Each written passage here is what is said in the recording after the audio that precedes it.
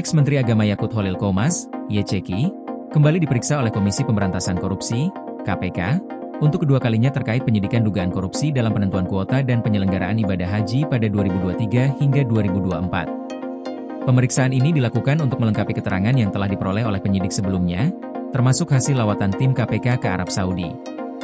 Hal ini diungkapkan oleh juru bicara KPK, Budi Prasetyo, pada Selasa, 16 Desember 2025, ia menjelaskan bahwa pihaknya telah melakukan pemeriksaan terhadap sejumlah pihak terkait kasus ini, termasuk melakukan verifikasi langsung ke lapangan di Arab Saudi.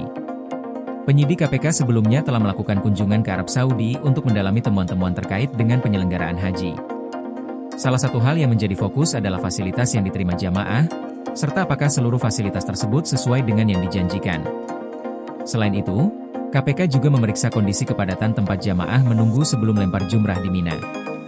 Setiap negara yang mengirimkan jamaah haji memiliki sektor masing-masing di Mina, dan tim penyidik menguji apakah pembagian sektor tersebut menyebabkan kepadatan yang bisa membahayakan kenyamanan dan keselamatan jamaah. Pengecekan ini bertujuan untuk memastikan bahwa pembagian kuota haji yang dilakukan tidak menyebabkan penumpukan jamaah di sektor-sektor tertentu, yang bisa berisiko terhadap keselamatan mereka. Penyidik juga berkoordinasi dengan Kementerian Haji Arab Saudi untuk memastikan bahwa semua proses yang terjadi sesuai dengan regulasi yang ada. Asep Guntur Rahayu, Deputi Penindakan dan Eksekusi KPK, menjelaskan bahwa tim penyidik memeriksa berbagai aspek, mulai dari jumlah jamaah haji yang diterima, pembagian kuota antara haji reguler dan haji khusus, hingga dokumen-dokumen yang berkaitan dengan pelaksanaan haji di tahun 2024. Kasus ini berawal dari kebijakan kuota haji tambahan yang diberikan kepada Indonesia pada tahun 2024. Kuota tambahan tersebut berjumlah 20.000 jamaah, yang didapatkan setelah lobi-lobi dilakukan oleh Presiden Joko Widodo kepada pemerintah Arab Saudi. Tujuan dari kuota tambahan ini adalah untuk mengurangi antrean panjang jamaah haji Indonesia yang bisa mencapai hingga 20 tahun. Sebelum adanya tambahan kuota, Indonesia mendapatkan kuota haji sebanyak 221.000 jamaah. Setelah penambahan, total kuota haji Indonesia pada tahun 2024 menjadi 241.000 jamaah. Namun, dalam pembagian kuota tersebut, terjadi ketidaksesuaian yang menuai kritik. Kuota tambahan 20.000 jamaah haji tersebut dibagi rata, yakni 10.000 untuk haji reguler dan 10.000 untuk haji khusus. Padahal, menurut Undang-Undang Haji, kuota untuk haji khusus hanya boleh berjumlah 8% dari total kuota haji Indonesia. Hal ini menyebabkan terjadinya ketidakseimbangan dalam pembagian kuota, di mana sejumlah jamaah haji reguler yang sudah menunggu lebih dari 14 tahun, gagal berangkat pada tahun 2024.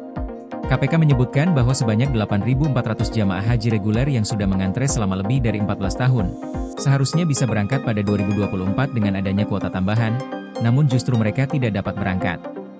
Penyimpangan dalam pembagian kuota ini, menurut KPK, menyebabkan kerugian negara yang cukup besar. KPK menyebutkan bahwa dugaan kerugian negara dalam kasus ini mencapai sekitar 1 triliun rupiah. Selain itu, KPK juga telah menyita sejumlah barang bukti terkait kasus ini, termasuk rumah, mobil, serta uang dolar yang diduga terkait dengan penyimpangan dalam pengelolaan kuota haji. KPK terus mendalami kasus ini, dengan fokus pada penyalahgunaan wewenang dalam penentuan kuota haji, serta dugaan adanya praktik korupsi dalam pembagian kuota haji tambahan yang terjadi selama masa jabatan Yakut Holil Qomas sebagai Menteri Agama. Dengan semakin banyaknya temuan dan bukti yang diperoleh oleh penyidik, kemungkinan adanya tindak pidana korupsi dalam kasus ini semakin terang.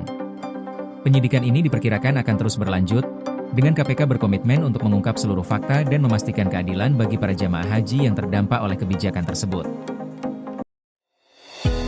Koordinasi PLN dengan TNGL jelang Hari Kesaktian Pancasila, listrik terbangun, alam tetap lestari.